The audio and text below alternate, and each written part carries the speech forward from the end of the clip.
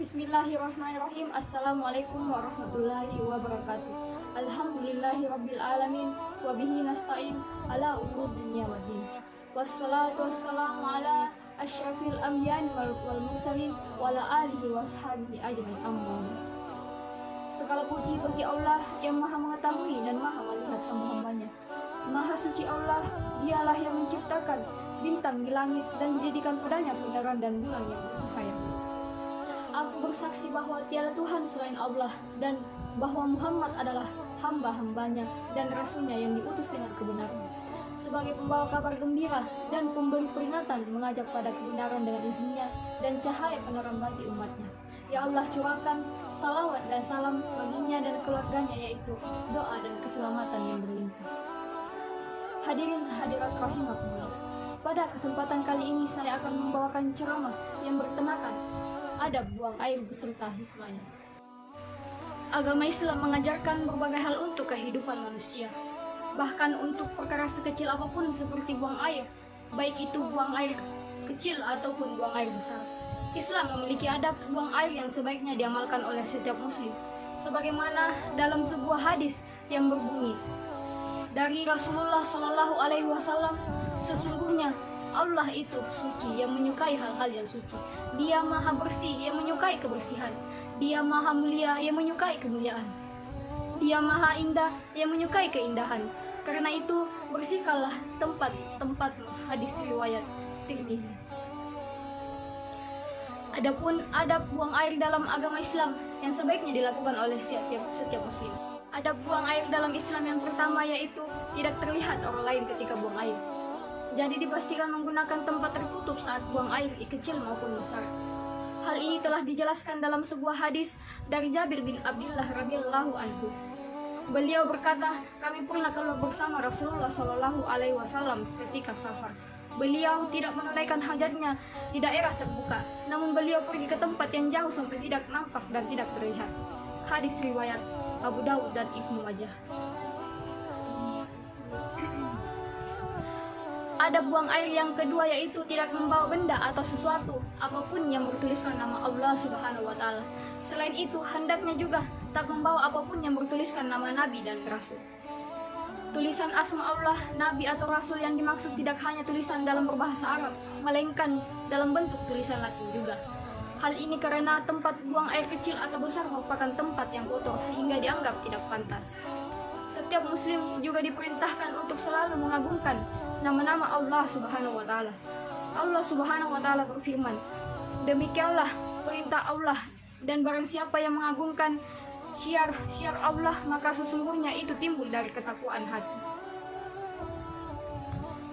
Adab yang ketiga yaitu membaca doa ketika memasuki kamar mandi. Muslim hendaknya membaca doa ketika masuk kamar mandi sebagai bentuk perintah perlindungan kepada Allah Subhanahu wa Ta'ala. Jadi biasakanlah diri untuk membaca basmalah sebelum buang air di kamar mandi. Adab buang air ini bukanlah tanpa dasar. Ada sebuah dalil yang menjelaskan Nabi Shallallahu Alaihi Wasallam bersabda, penghalang antara pandangan jin dan aurat manusia adalah jika salah seorang di antara mereka yang memasuki tempat buang hajat lalu ia ucapkan Bismillah. Rasulullah Shallallahu Alaihi Wasallam ketika memasuki jamban, beliau mengucapkan, Allahumma inni auzubika minal busi wal kobais. Ya Allah, aku berlindung kepadamu dari setan laki-laki dan setan perempuan.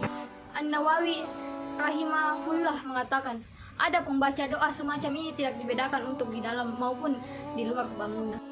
Adab yang keempat yaitu masuk kamar mandi menggunakan kaki kiri dan keluar dengan kaki kanan. Hal ini karena tangan atau kaki yang kanan dianjurkan untuk digunakan pada perkara yang baik-baik. Sebagaimana yang diterangkan dalam sebuah hadis, Nabi Shallallahu Alaihi Wasallam lebih suka mendahulukan yang kanan ketika memakai sandal, menyisir rambut ketika bersuci dalam setiap perkara yang baik-baik. Menurut Asy Syaikani rahimallahu, adapun mendahulukan kaki kiri ketika masuk ke tempat buang hajat dan kaki kanan ketika keluar, maka itu memiliki alasan dari sisi bahwa Nabi Shallallahu Alaihi Wasallam lebih suka mendahulukan yang kanan untuk hal-hal yang baik, sedangkan untuk hal yang jelek atau kotor beliau lebih suka mendahulukan yang kiri.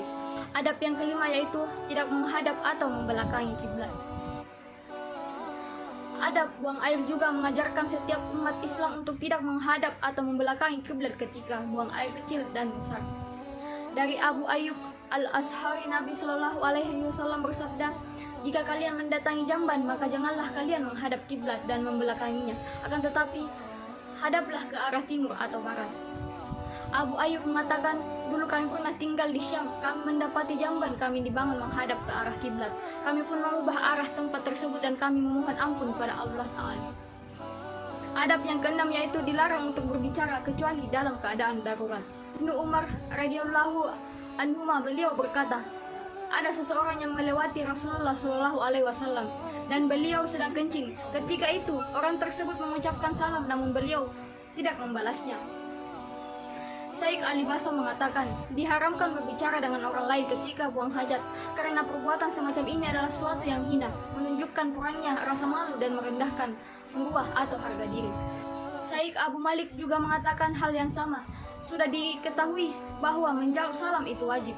Ketika buang hajat, Nabi Shallallahu Alaihi Wasallam meninggalkannya, maka ini menunjukkan diharamkannya berbicara ketika itu. Lebih-lebih lagi jika dalam pembicaraan itu mengandung zikir pada Allah Subhanahu wa Ta'ala. Akan tetapi, jika seseorang berbicara karena ada sesuatu kebutuhan yang mesti dilakukan ketika itu, seperti menunjuki jalan pada orang ketika ditanya saat itu atau ingin meminta air dan semacamnya, maka dibolehkan saat itu karena alasan darurat.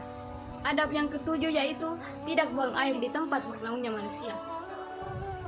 Dari Abu Hurairah, Nabi Shallallahu Alaihi Wasallam bersabda, hati-hatilah dengan al-naim, orang yang dilaknat oleh manusia.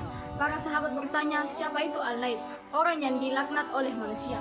Wahai Rasulullah, beliau bersabda, mereka adalah orang yang buang hajat di jalan dan tempat bernaungnya manusia.